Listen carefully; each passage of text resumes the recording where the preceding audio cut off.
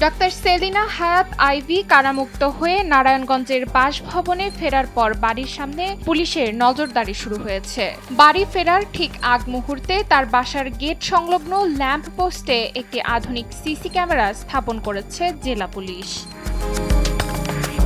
৩ June দিবাগত রাত 12:30টায় নিজ বাসভবনে পৌঁছান আইভী। এরপর থেকেই আত্মীয়-স্বজন, শুভানুধ্যায়ী ও অনুসারীদের আনাগোনা বাড়তে থাকে। এর মধ্যেই বাড়ির সামনের সিসি ক্যামেরা স্থানীয়দের নজরে আসে।